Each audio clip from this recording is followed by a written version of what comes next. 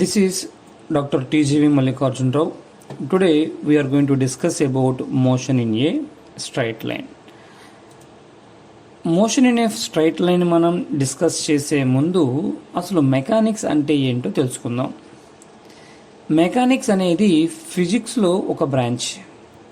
అయితే ఇది దేని గురించి తెలియజేస్తుంది అంటే it describes about the behaviour of bodies and system. అంటే ఒక బాడీ లేదా ఒక సిస్టమ్ యొక్క ఫండమెంటల్ ప్రాపర్టీస్ నీకు తెలుసుకోవడానికి ఇది ఉపయోగపడుతుంది. ఇది ఎలా తెలియజేస్తుంది అంటే by means of mathematical explanations. అంటే మ్యాథమెటికల్ ఎక్స్ప్లెనేషన్స్తో ఇది డిస్క్రైబ్ చేయడం జరుగుతుంది. ఈ మెకానిక్స్ని రెండు రకాలుగా క్లాసిఫై చేశారు. ఒకటి కైనమాటిక్స్, ఇంకోటి ఏంటి అంటే డైనమిక్స్.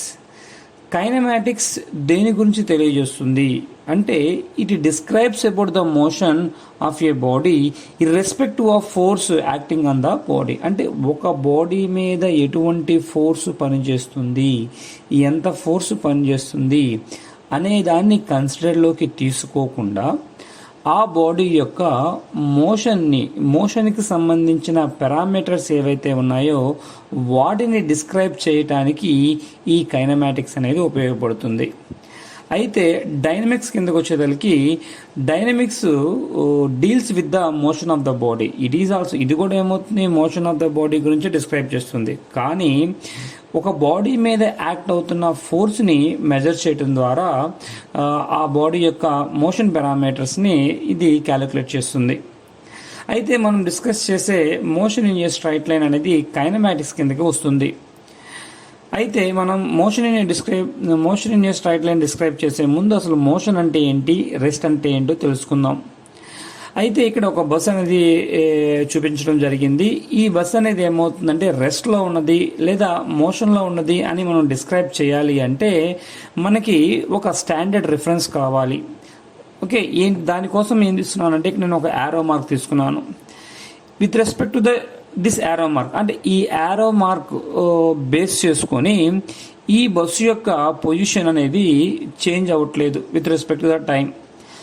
ఆ సిచ్యువేషన్లో we can say that this bus is at rest. అప్పుడు మనం ఏం చెప్పొచ్చు అంటే ఈ బస్ అనేది రెస్ట్లో ఉన్నదని చెప్పడం జరుగుతుంది. అలా కాకుండా with respect to this arrow, అంటే ఈ యారో దృష్ట్యా ఈ బాడీలో చేంజెస్ అనేవి వస్తూ ఉంటే అప్పుడు మనం ఏం చెబుతాము అంటే ఆ బాడీ అనేది మోషన్లో ఉన్నది అని చెబుతాము. అయితే ఒకటి అబ్జర్వ్ చేయండి, ఇక్కడ ఈ యారో మార్క్ దృష్ట్యా ఈ బస్సు యొక్క డిస్టెన్స్ మనం రిప్రజెంట్ చేయాల్సి వస్తే, అంటే పొజిషన్ రిప్రజెంట్ చేయాల్సి వస్తే వన్ కోఆర్డినేట్ ఈజ్ సఫిషియంట్. అంటే ఒక కోఆర్డినేట్ సరిపోయింది అనుకోండి. ఫర్ ఎగ్జాంపుల్ ఈ బస్సు ఈ యారో మార్క్ నుంచి ఎంత డిస్టెన్స్లో ఉంది, ఫర్ ఎగ్జాంపుల్ 2 మీటర్స్ లేదా 5 మీటర్స్ లేదా 10 మీటర్స్ డిస్టెన్స్లో ఉన్నది అనుకోండి. ఆ సిచ్యువేషన్లో మనం ఏమవుతుంది, ఇక్కడ 5 మీటర్స్ 10 మీటర్స్ అంటే ఒక కోఆర్డినేట్తో రిప్రజెంట్ చేయగలిగాం.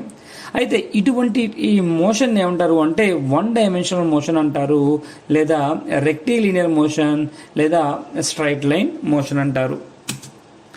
అయితే మనం ఇక్కడ ఫ్రీక్వెంట్గా యూజ్ చేసే టర్మ్స్ ఏంటి అంటే బాడీ, పార్టికల్స్.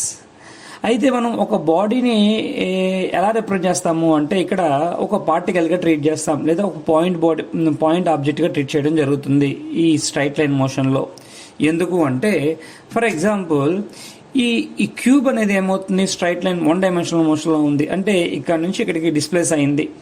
అయితే ఈ క్యూబ్లో ఉండే ఈచ్ అండ్ ఎవ్రీ పార్టికల్కి ఈ పార్టికల్ కూడా సేమ్ డైరెక్షన్లో same displacement with same velocity and same యాక్సలరేషన్తో ట్రావెల్ చేయడం జరిగింది. అంటే ఈచ్ అండ్ ఎవ్రీ పార్టికల్కి ఒకే విధమైన ప్రాపర్టీస్ కలిగి ఉంది. అంటే ఈ బాడీ యొక్క టోటల్ ప్రాపర్టీస్ మనం డిస్క్రైబ్ చేయాలి అంటే ఈ బాడీలో ఉండే ఏదో ఒక పార్టికల్ యొక్క ప్రాపర్టీస్ మనం కనుక్కుంటే అది అల్టిమేట్గా ఈ టోటల్ బాడీ యొక్క ప్రాపర్టీస్ని డిస్క్రైబ్ చేయడం జరుగుతుంది. అయితే చూడండి, దీనికి ఒక సింపుల్ ఎగ్జాంపుల్స్ కూడా ఇవ్వడం జరిగింది, చూడండి ఒకసారి. నెక్స్ట్ ఇక్కడ ఫ్రీక్వెంట్గా యూజ్ చేసే టర్మ్స్ ఏంటి అంటే పొజిషన్ అండ్ పొజిషన్ వెక్టార్. అయితే ఏదైనా ఒక పార్టికల్, ఇక్కడ ఏ అనే ఒక పార్టికల్ ఇస్తున్నాను, ఈ ఏనే పార్టికల్ మనం రిప్రజెంట్ చేయాలి అంటే we need some standard reference. మనకు కొన్ని స్టాండర్డ్ రిఫరెన్స్ అనేవి అవసరం. దానికోసం ఏం చేశాను, ఇక్కడ నేను కార్టీజియన్ సిస్టమ్ తీసుకోవడం జరిగింది. కార్టీజియన్ సిస్టమ్ యొక్క ఆరిజిన్ బేస్ చేసుకొని ఈ పార్టికల్ యొక్క పొజిషన్ ఎలా రిప్రజెంట్ చేశాను, ఎక్స్ఏ కామా వైఏ కామా జెడ్ఏతో రిప్రజెంట్ చేయడం జరిగింది. అయితే దీన్ని వెక్టర్ ఫామ్ ఎలా రిప్రజెంట్ చేసాము, r a bar is equal to x a i cap plus y a j cap plus z a k క్యాప్గా రిప్రజెంట్ చేయడం జరిగింది. అయితే దీన్ని ఏమంటారు అంటే పొజిషన్ వెక్టార్ అంటారు. కొన్ని సిచ్యువేషన్స్లో మనకి ఇక్కడ ఆరిజిన్తో రిప్రజెంట్ చేయడం కుదరదు. ఆ సిచ్యువేషన్లో మనం ఏం చేస్తాము అంటే ఒక పార్టికల్ యొక్క పొజిషన్ని with respect to the another పార్టికల్తో రిప్రజెంట్ చేయడం జరిగింది. అయితే ఇక్కడ ఏమవుతుంది, బి పార్టికల్ని ఏ దృష్ట్యా రిప్రజెంట్ చేయడం జరుగుతుంది, అది ఎలా రిప్రజెంట్ చేస్తాము అంటే ఇక్కడ చూపించడం జరిగింది, ఒకసారి చూడండి. అయితే ముందుగా మనం దేని గురించి డిస్క్రైబ్ చేయాలి అంటే డిస్టెన్స్ అండ్ డిస్ప్లేస్మెంట్ గురించి తెలుసుకుందాం. అయితే ఒక పార్టికల్ ఇక్కడ ఒక గ్రాఫ్ అనేది రిప్రజెంట్ చేయడం జరిగింది. అంటే ఏ అనే ఒక పొజిషన్ నుంచి ఒక పార్టికల్ బి అనే పొజిషన్కి రీచ్ అవ్వాలి. ఇలా రీచ్ అవ్వాలి అంటే ఇట్ మే ట్రావెల్, అంటే ఒక స్ట్రైట్ లైన్ పాత్లో ట్రావెల్ చేయడానికి పాసిబిలిటీ ఉంటుంది, లేదా ఒక కర్వ్డ్ పాత్లో ట్రావెల్ చేయడానికి పాసిబిలిటీ ఉంటుంది. అయితే ఈ సిచ్యువేషన్లో ఒకటి అబ్జర్వ్ చేయండి, ఇక్కడ ఏదైతే పాత్ ఆ బాడీ ట్రావెల్ చేస్తుందో దాన్ని ట్రాజెక్టరీ అంటారు. అయితే ఒకటి అబ్జర్వ్ చేయండి, ఇక్కడ distance that means total path, అంటే మొత్తం ఎంత డిస్టెన్స్ని అంటే ఎంత పాత్ని కవర్ చేసింది between initial position and final position, దాన్ని ఏమంటారు అంటే డిస్టెన్స్ అంటారు. డిస్టెన్స్ అంటే ఏంటి, ఇక్కడ టోటల్ పాత్ కవర్డ్, అంటే total path covered by the body between initial and final position is called distance. అలా కాకుండా డిస్ప్లేస్మెంట్ అంటే ఏంటి అంటే ఇనిషియల్ పొజిషన్ నుంచి ఫైనల్ పొజిషన్కి మనం ఒక స్ట్రైట్ లైన్ డ్రా చేసినప్పుడు ఆ స్ట్రైట్ లైన్ అనేది షార్టెస్ట్ డిస్టెన్స్ అవుతుంది. అంటే the shortest distance between initial and final position in a straight line, that is called displacement. అంటే డిస్ప్లేస్మెంట్ ఏం చేస్తుంది, ఇక్కడ ఇనిషియల్ పొజిషన్ నుంచి ఫైనల్ పొజిషన్ ఒక పర్టికులర్ డైరెక్షన్ మెన్షన్ చేస్తుంది. అందుకనే దీన్ని ఏమంటారు అంటే వెక్టార్ క్వాంటిటీ అంటారు. అంటే displacement is a vector quantity, distance is a scalar quantity. మనం ఒకటి అబ్జర్వ్ చేయొచ్చమ్మా, ఏంటి అంటే distance is always greater than are equal to displacement. మరి ఎప్పుడు ఈక్వల్గా ఉంటుంది అంటే వన్ డైమెన్షనల్ మోషన్లో డిస్టెన్స్ డిస్ప్లేస్మెంట్ రెండు ఈక్వల్గా ఉండటం జరుగుతుంది. అయితే మీకు ఇక్కడ కొన్ని ఎగ్జాంపుల్స్ అనేవి ఇవ్వటం జరిగింది. ఏంటా ఎగ్జాంపుల్స్ అంటే ఫస్ట్ ఒక పార్టికల్ ఉంది, ఈ పార్టికల్ అనేది ఏ దగ్గర నుంచి స్టార్ట్ అయింది, బి దగ్గరికి ట్రావెల్ చేయాలి. ఎలా ట్రావెల్ చేసింది, ఒక సెమీ సర్క్యులర్ పాత్లో ట్రావెల్ చేసింది. అయితే డిస్టెన్స్ అనేది ఏంటి ఏమవుతుంది, ఇక్కడ half of the circumference of the circle అవుతుంది, అంటే that is equal to pi r అవుతుంది. మరి డిస్ప్లేస్మెంట్ అవుతుంది shortest distance, that is nothing but diameter అవుతుందమ్మా. అలా కాదు, ఇక్కడ ఒక బాడీని ప్రొజెక్ట్ చేశారు, వర్టికల్గా ఒక బాడీని ప్రొజెక్ట్ చేసినప్పుడు అది ఏమవుతుంది, మ్యాక్సిమం హైట్ రీచ్ అయ్యి మళ్ళీ గ్రౌండ్కి వచ్చేస్తుంది. ఇనిషియల్ పొజిషన్ ఫైనల్ పొజిషన్ రెండు ఎలా ఉన్నాయి, సేమ్గా ఉన్నాయి. అందుకని ఏమవుతుంది అంటే final position minus initial position that is nothing but zero, అంటే డిస్ప్లేస్మెంట్ అనేది జీరో అవుతుంది. మరి డిస్టెన్స్కి వచ్చేసరికి ఏమవుతుందంటే మ్యాక్సిమం హెచ్ ప్లస్ హెచ్, మొత్తం ఎంత 2h డిస్టెన్స్ అనేది కవర్ చేయడం జరిగింది. అయితే ఈ విధంగా రిమైనింగ్ అప్లికేషన్స్ కూడా ఒకసారి చూడండి, మీకు ఈజీగా అర్థమవుతుంది.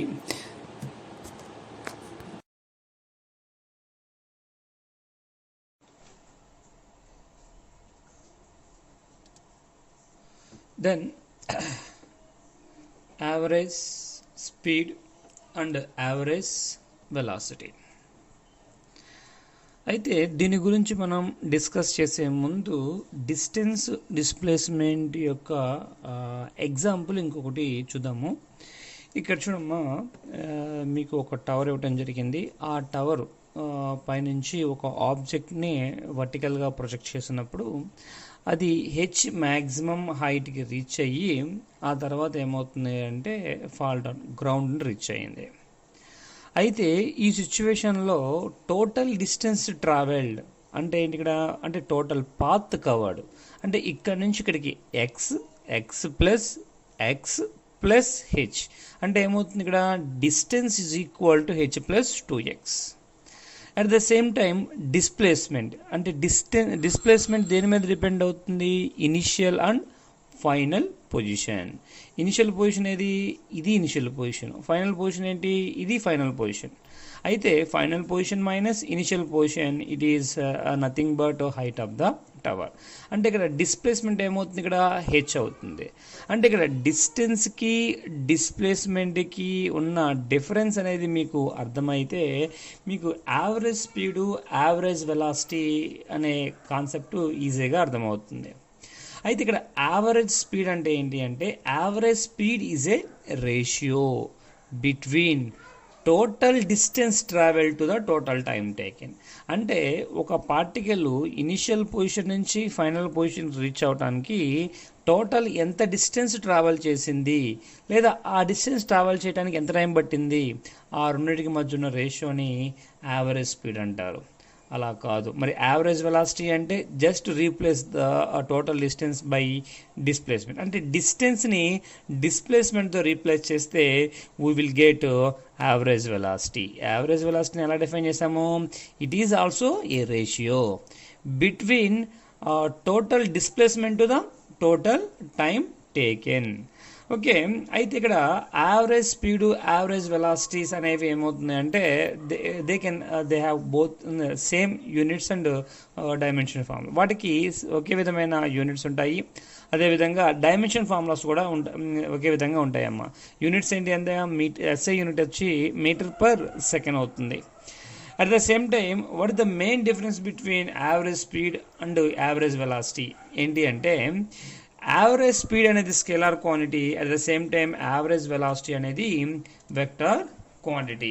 ఒకటి అబ్జర్వ్ చేయండి, average velocity can be zero but average speed cannot be zero. అది ఎలా చెప్పొచ్చు అంటే ఫర్ ఎగ్జాంపుల్ ఏదైనా ఒక పార్టికల్ అనేది ఇనిషియల్ పొజిషన్ నుంచి స్టార్ట్ అయ్యి ఫైనల్ పొజిషన్కి రీచ్ అయింది. ఇక్కడ ఫైనల్ పొజిషన్ కూడా ఇనిషియల్ పొజిషన్కి రెండు సేమ్ పొజిషన్లో ఉన్నాయి అనుకోమా, అంటే కోయిన్సైడ్ అయినాయి అనుకోమా. ఆ సిచ్యువేషన్లో డిస్ప్లేస్మెంట్ జీరో.